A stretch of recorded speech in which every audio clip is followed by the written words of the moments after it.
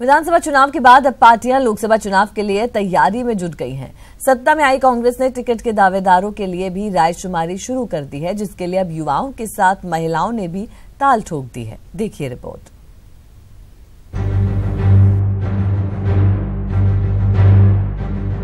कांग्रेस में उम्मीदवारी के लिए दिग्गजों के बीच युवाओं ने भी टिकट के लिए दावेदारी जताना शुरू कर दिया है।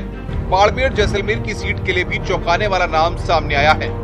जहां इस सीट के लिए राजस्थान विश्वविद्यालय के पहली महिला अध्यक्ष प्रभा चौधरी ने कांग्रेस के प्रभारी बीडी कल्ला के सामने अपनी दावेदारी पेश की है।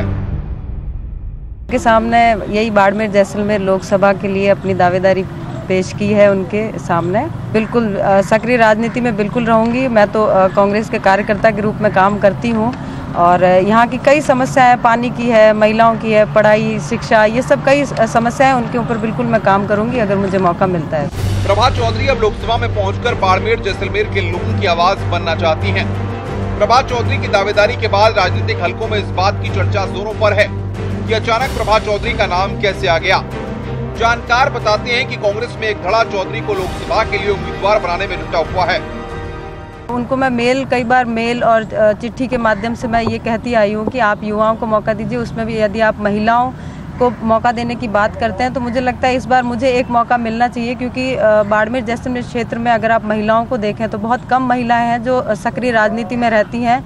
इसलिए मैं चाहती हूँ कि इस बार एक बार मुझे मौका मिले तो पूरे राजस्थान में एक अच्छा मैसेज जाएगा कि राजस्थान यूनिवर्सिटी की पहली महिला अध्यक्ष रही हूँ। वो चुनाव भी मेरे लिए कोई आसान चुनाव नहीं था, तो इस बार ये रिक्वेस्ट रहेगी मेरी पार्टी से कि इस बार मुझे एक बार मौका जरूर दें।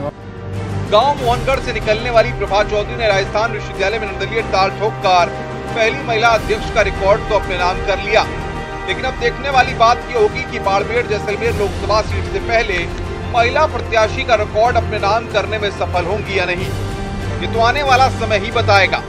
लेकिन प्रभा ने दावेदारी पेश कर कई दिग्गजों की धड़कनों को बढ़ा दिया है। न्यूज़ 18 राजस्थान के लिए बाड़मेर से प्रेमदान की रिपोर्ट। और चलिए अब आपको मिशन 25 में जुटी कांग्रेस की सभी जिला मुख्यालयों पर हुई बैठकों में क्या कुछ हुआ दिखाते हैं। इस दौरान कई लोगों ने लोकसभा चुनाव के लिए उम्मीदवारी की दावेदारी पेश की। बैठक के दौरान कई जगहों पर कार्यकर्ताओं ने जमकर हंगामा भी किया। कैसे पूरा होगा मिशन 25? कांग्रेस ने जिला मुख्यालयों पर की बैठक। कई जगहों पर हुआ जमकर हंगामा। उम्मीदवारी की दावेदारी को लेकर हुई भिड़ंत। खुल गई एकता की पोल।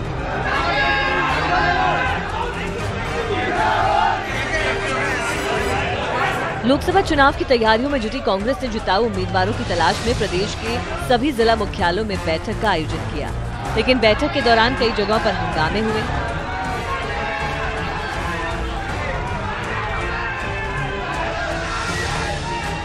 अजमेर, जोधपुर, नागौर में कांग्रेस कार्यकर्ता प्रभारी मंत्रियों के सामने ही आपस में ही भिड़ गए और जमकर हंगामा किया।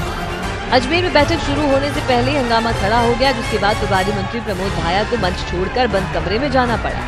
हालात यहां तक पहुंचे कि पुलिस बुलानी पड़ी। जोधपुर में भी कांग्रेसी एकता की पोल तब खुल गई जब प्रभारी मंत्री के सामने कांग्रेस कार्यकर्ता आपस में उलझ पड़े।